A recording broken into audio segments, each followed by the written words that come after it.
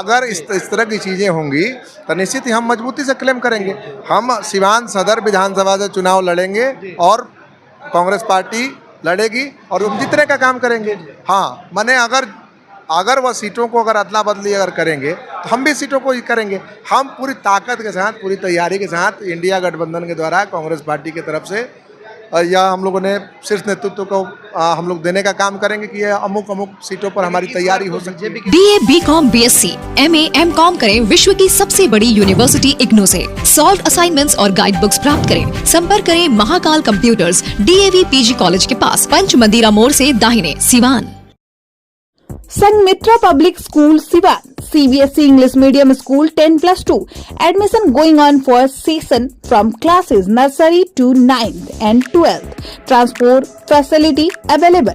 Free admission up to 10th class, smart class and computer lab classes. एकमात्र ऐसा विद्यालय जहां स्विमिंग पूल की व्यवस्था, पूरा कैंपस CCTV कैमरा से लैस। बेहतर शिक्षा देनी हो तो आज ही अपने बच्चों का नामांकन कराएं। Sanghamitra public school government engineering college के सामने, कनिष्क बिहार, मेरवा रोड, सिवान। कॉल करें 9899701920। दूसरा नंबर है 7909025618।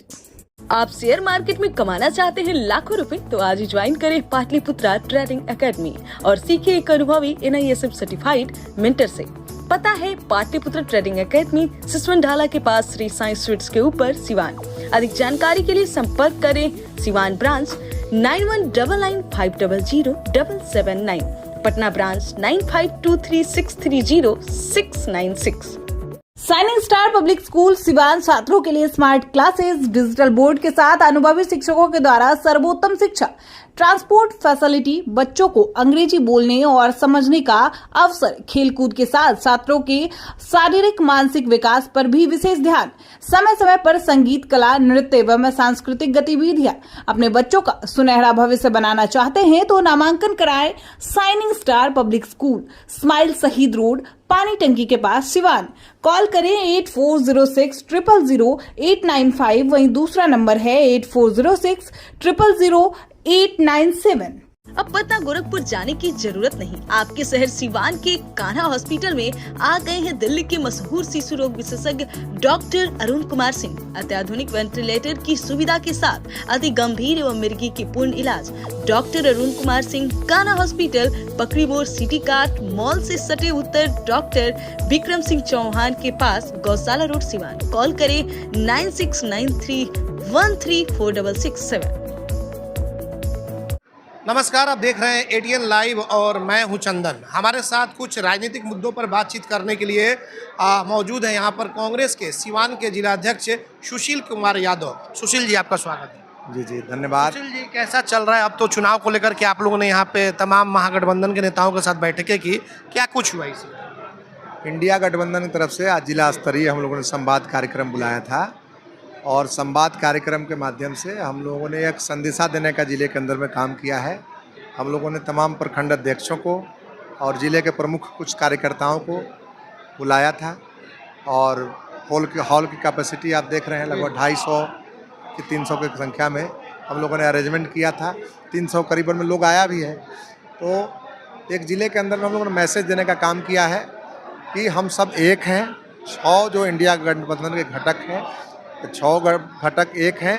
पूरी एकता के साथ हम चुनाव लड़ेंगे और हम अगले चरण में फिर प्रखंडों में जाएंगे और वहाँ पर प्रखंड के अंदर में पंचायत स्तर के और बूथ स्तर के कार्यकर्ताओं को बुलाएंगे और महागठबंधन के सभी घटक के 6 गठबंधन के सारे लोग एक साथ बैठेंगे और पूरे मैसेज देने का काम करेंगे। और साफ साफ हमारा कहना है कि अभी जितनी बड़ी ताकत और जितना बड़ी तैयारी के साथ हमारा विपक्षी गठबंधन तैयारी कर रहा है और उसके लिए कहने के लिए उसको कुछ नहीं है। वह अब चुनाव के समय आते आते हिंदू मुसलमान तक चला जाता है। हम उसे शिक्षा और रोजगार के सवाल पर ले जाएंगे।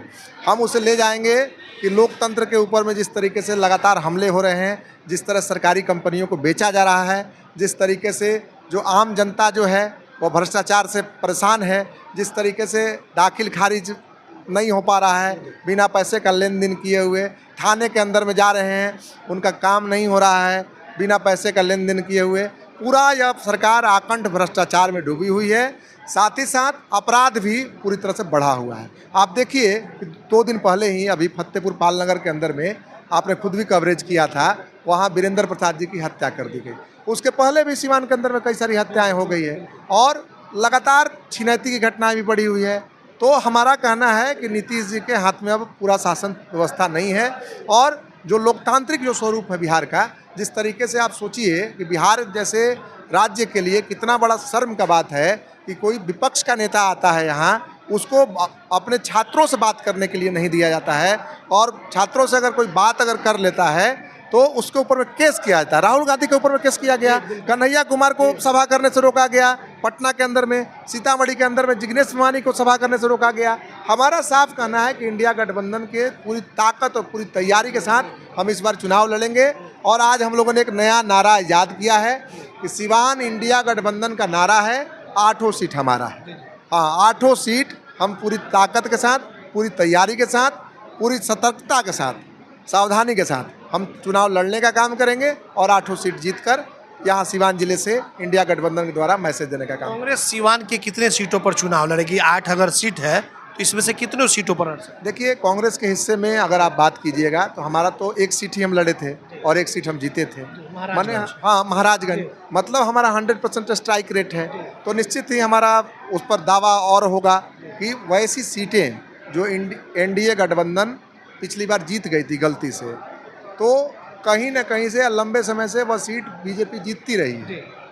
तो हम लोग क्लेम करेंगे कि वह पूरी तैयारी के साथ, ताकत के साथ, जैसे वो कौन सी सीटें हो सकती हैं? वह सीटें जो बीजेपी के हिस्से में अभी है वह दरौंदा है, वह आपका गोरिया कोठी है, उसमें से हम यह मांग करेंगे कि वह सीटें हमको मिले और हम अपनी पूरी ताकत से भी कांग्रेस की बातें सामने आ रही हैं। नहीं, ठीक है, हम तो कहेंगे कि यह तो शीर्ष नेतृत्व हमारा तय करेगा कौन सीटें किसके हिस्से में जाएगी, लेकिन अपनी तरफ से ताकत के साथ, पूरी तैयारी के साथ अपनी बातें को हम रखेंगे।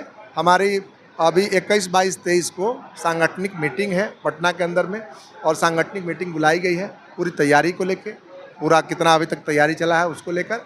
या तो अपनी पार्टी की हम बात कर लें, इंडिया गठबंधन की जहाँ तक सवाल है, हमारा शीर्ष नेतृत्व ने 4 मई को पटना में जो मीटिंग किया था, बहुत ही स्पष्ट मैसेज देने का काम किया कि सीट वगैरह को लेकर हम लोगों को कोई जीत नहीं है, थोड़ा ऊपर नीचे, थोड़ा आगे पीछे, हम लोगों को आगे पीछे हो मैनेज कर लेना, हटना पड़ सकता है। देखेंगे जो कैंडिडेट, जो पार्टी उस सीट को जीतने लायक स्थिति में होगी, उस सीट को उस पार्टी को दिया जाएगा। या शीर्ष नेतृत्व ने मैसेज देने का काम किया। एक और चर्चा चल रही है कि जो कांग्रेस की सीट है महाराजगंज में, जहां से विजय शंकर दुबे वहां से विधायक है, वो विनोद जायसवाल के बेटे के नाम की चर्चा है। विशाल यादव चुनाव लड़ सकते हैं आरजेडी से। तो क्या कांग्रेस और जब महागठबंधन एक साथ है तो सीट तो किसी एक के खाते में जाएगी, तो क्या विजय शंकर दुबे चुनाव नहीं लड़ेंगे क्या उस सीट से? देखिए, असल में इस तरह की हम लोगों को कोई सूचना नहीं है। अब सवाल यह है कि अगर वह सीटिंग सीट अगर कांग्रेस को छोड़ना पड़ेगा तो दूसरे गठबंधन को भी सीटिंग सीट छोड़ना पड़ेगा, तब सिवान पर हो सकता है कांग्रेस क्लेम करेगा, यह हो सकता है। इसलिए ये बातें आ रही है कि मांझी विधानसभा से विजय शंकर दुबे विधायक हुआ करते थे और वहां से भी सीटिंग थी, लेकिन चेंज होकर के महाराजगंज है, यहाँ से भी वो लीड कर गए। तो ऐसे में इस तरह से संभावना नहीं, देखिए, अगर इस तरह की चीज़ें होंगी तो निश्चित ही हम मजबूती से क्लेम करेंगे। हम सिवान सदर विधानसभा से चुनाव लड़ेंगे और कांग्रेस पार्टी लड़ेगी और हम जीतने का काम करेंगे। हाँ, माने अगर वह सीटों को अगर अदला बदली अगर करेंगे तो हम भी सीटों को ही करेंगे। हम पूरी ताकत के साथ, पूरी तैयारी के साथ इंडिया गठबंधन के द्वारा कांग्रेस पार्टी की तरफ से या हम लोगों ने शीर्ष नेतृत्व को हम लोग देने का काम करेंगे कि ये अमुक सीटों पर हमारी तैयारी हो सकती है। बीजेपी के पास तो भाई पाकिस्तान भारत और पाकिस्तान की लड़ाई वाले मुद्दे में है। देखिए, यह सब बहुत देर तक चलने वाली नहीं है। अल्टीमेटली रोटी का सवाल, भूख का सवाल वह बड़ा सवाल बन जाएगा, रोजगार का सवाल वो बड़ा सवाल बन जाएगा। हम इस बात को लेकर आश्वस्त हैं। कांग्रेस पार्टी ने तभी तुरंत यात्रा निकाली थी, पलायन रोको रोजगार दो यात्रा। आपने देखा कि भितिहरवा आश्रम से कन्हैया कुमार भी उस यात्रा में थे। यूथ कांग्रेस और NSY ने वह यात्रा निकाली थी। पूरा बिहार के अंदर में हम लोग घूमे और बिहार के अंदर में घूमते घूमते फिर पटना के अंदर में उस यात्रा का जब समापन हो रहा था, किस तरह से वाटर कैनन चले, किस तरीके से लाठियाँ चली, बावजूद हम लोग हटे तो नहीं। हम इस बात को कहना चाहते हैं, जितना भी वह कोशिश कर ले, लेकिन आज के डेट में यह एक बड़ा सवाल है रोजी का, रोजगार का सवाल बड़ा सवाल है बिहार के लिए, पलायन का सवाल बड़ा सवाल है। हम उनके जो असली सवाल हैं उन सवालों पर हम उनको खींच कर ले आने की कोशिश करेंगे। तो भले ही जितनी कोशिश कर लें, वो हिंदू मुसलमान करेंगे, हम उनको शिक्षा और रोजगार के सवाल पर ले आएंगे और जनता को पसंद आएगा। जनता तो रोज त्राही में, हम भ्रष्टाचार और अपराध के सवाल को ले आएंगे और जनता को तो यह पसंद आएगा। किसको अच्छा लगता है चंदन भाई कि कोई जाता है थाना में, उसका काम नहीं होता है, वह जाता है ब्लॉक के अंदर में, उसका काम नहीं होता है, रोज़ बरोज़ जनता अपमानित होती है। और किस तरीके से हम इस बात को कह रहे हैं, बहुत ही जिम्मेदारी पूर्वक कर रहे हैं। कई हमारे मित्र जो हैं भाजपा के अंदर में और जदयू के अंदर में हैं, वह आके अपना दुख सुनाते हैं, वह कहते हैं कि इतनी अफसरशाही बढ़ चुकी है कि कोई बात सुनने को तैयार नहीं है। सवाल है कि कौन जिम्मेदार है। और एक बार अगर महागठबंधन की सरकार को अगर मौका अगर मिलेगा, हम दिखाएंगे कैसे राजनीतिक कार्यकर्ताओं का सम्मान होता है, कैसे जो अफसरशाही है उसको हम कंट्रोल कर सकते हैं। और अल्टीमेटली जनता सबसे ऊपर है। भारत का संविधान जनता को सर्वोच्च स्थान पर बिठाता है और उसको इस बात की ताकत प्रदान करता है। आप सोचिए, अंबानी जी का ये वोट का वैल्यू 1 है और जो रिक्शा चलाने वाला व्यक्ति है उसका वोट का भी वैल्यू 1 है, जो हॉस्पिटल में सफाई कर्मचारी है उसका भी वोट वैल्यू 1 है। तो यह वोट का जब डिफरेंसेज है नहीं, महिला का ही वोट 1 है, पुरुष का ही वोट 1 है। यह भारत का संविधान जिस दिन लागू हुआ उस दिन से यह काम हो गया। और निश्चित ही हम इस बात को कह रहे हैं कि अब बिहार का चुनाव अपने आप में बहुत ही अहम चुनाव होगा। जेडीयू ने प्रेस कॉन्फ्रेंस कर कहा है, आपके राहुल गांधी जो नेता हैं उनको लेकर के कहा है कि राहुल गांधी कह रहे हैं कि आरक्षण की आवाज़ को हमने उठाने का काम किया था और सरकार डर गई, इसके बाद से वो लागू की। उनका कहना है कि बिल्कुल वो झूठ बोल रहे हैं। तेलंगाना वाली जो बात वो कर रहे हैं कि तेलंगाना मॉडल होना चाहिए, वहाँ पे उन्होंने क्या कुछ किया है? कुछ नहीं है। ये तो नीतीश कुमार जी का देन है जो कि आरक्षण की आवाज़ उठाया उन्होंने और वहाँ पर लागू होने का काम हुआ। आप क्या मानते हैं? देखिए, अगर यह तो बात जग जाहिर है कि राहुल गांधी ने जातिगत जो जनगणना का सवाल है उसको राष्ट्रव्यापी सवाल बनाया। पूरे देश के अंदर में उन्होंने काम करने का काम किया, एक देशव्यापी मुहिम चलाने का काम किया। संसद के अंदर भी गरजते रहे राहुल जी, बाहर भी गरजते रहे। विपक्ष के नेता हैं, इंडिया गठबंधन के नेता हैं, तो इंडिया गठबंधन के द्वारा वो तमाम जो दलों की एकता बना के देश के अंदर में एक मैसेज देने का काम किया। कंटिन्यूअस संघर्ष चला है। हम इस बात को नहीं कह रहे हैं कि अकेले राहुल जी का संघर्ष है, हम इस बात को कह रहे हैं लेकिन राहुल जी का एक बहुत बड़ा योगदान है जो जातिगत जनगणना हुई है और इस बात को देश की जनता भी स्वीकार रही है। और नीतीश जी ने इस बात को अगर कहेंगे तो हम इस बात से हमको गुरेज नहीं है। नीतीश जी की भी अपनी भागीदारी रही उस लड़ाई को, जो अहम लड़ाई लड़ी गई। तेजस्वी जी की भी भागीदारी रही, तमाम जो घटक हैं उनकी भागीदारी रही। कोई लड़ाई जो बड़ी लड़ाई होती है उस लड़ाई में कोई एक आदमी कैसे उस लड़ाई को लड़ सकता है? कोई एक बड़ा हिस्सेदार हो सकता है, कोई उससे थोड़ा कम हिस्सेदार हो सकता है। अल्टीमेटली बड़ा जो गोल होता है उसको पाने के लिए सबकी अपनी अपनी भागीदारी, अपनी अपनी हिस्सेदारी होती है। और निश्चित ही राहुल जी ने जो काम कर दिखाया है, जो कहा कि ओबीसी की और एससी एसटी की कितनी भागीदारी है, जो हमारे सेक्रेटरीज हैं, जो उन्होंने कहा कि कितना यह जातिगत जनगणना होगा तो अपने आप में एक एक्सरे होगा देश के अंदर में कि सही मायने में कहाँ कहाँ कितना कितना किसका हिस्सेदारी बचा हुआ है, कितना मिला है, कितना नहीं मिला है। तो निश्चित तौर पर एक मुहिम तो चलाई है। और राहुल जी ने देखिए 2 काम को उन्होंने बहुत शानदार तरीके से किया है।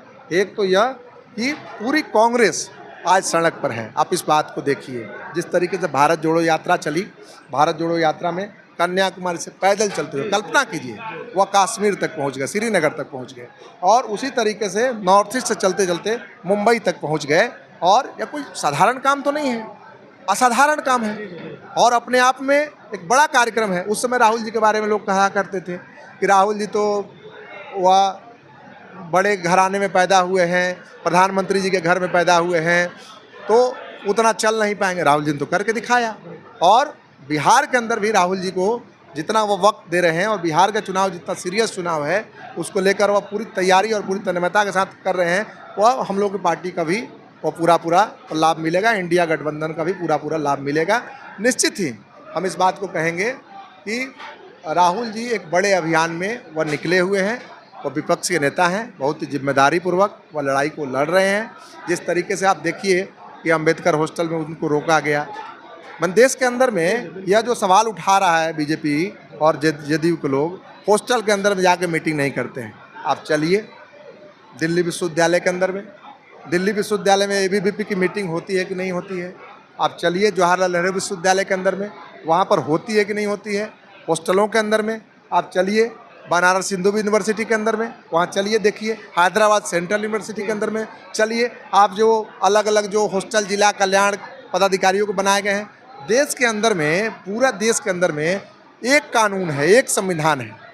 तो ऐसा थोड़े है कि बिहार के अंदर में दूसरा कोई कानून है, दूसरा कोई संविधान यहाँ चल रहा है।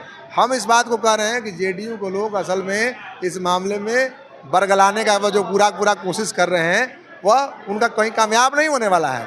यही जेडीयू को लोग जब विपक्ष में जाएंगे तो कहेंगे कि हम हॉस्टल में जाके मीटिंग करेंगे, हम जाके अलग अलग जगहों पर जाके मीटिंग करेंगे। तो हम इस बात को कह रहे हैं कि जितनी बड़ी तैयारी, जितना बड़ा या माने हल्के तौर पर या अपने को रिपोर्ट कर रहे थे कि हम बड़ी तैयारी कर रहे हैं एनडीए की तरफ से, हम लोगों ने भी मैसेज देने का काम किया है और हमारा शीर्ष नेतृत्व तो एकजुट है।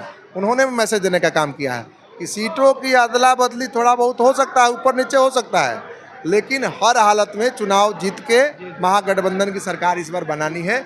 और सिवान से भी हम लोगों ने नारा दिया है कि सिवान इंडिया गठबंधन का नारा है, 8 सीट हमारा है, 8 सीट हम जीतकर अपने नेतृत्व को देने का। नागपुर की जो सीट है वो इस बार बताई जा रही है कि काफ़ी हॉट सीट हो सकती है, ओसामा साहब वहाँ से उम्मीदवार हो सकते हैं। क्या लग रहा है किस तरह का सिचुएशन रघुनाथपुर का हो सकता है? देखिए, उसमें अब आरजेडी का नेतृत्व तय करेगा कि वहाँ से किसको लड़ाएगा। वो तो आरजेडी के हिस्से में ओसामा साहब की चर्चा हो रही है कि नहीं उनको टिकट नहीं, ठीक है।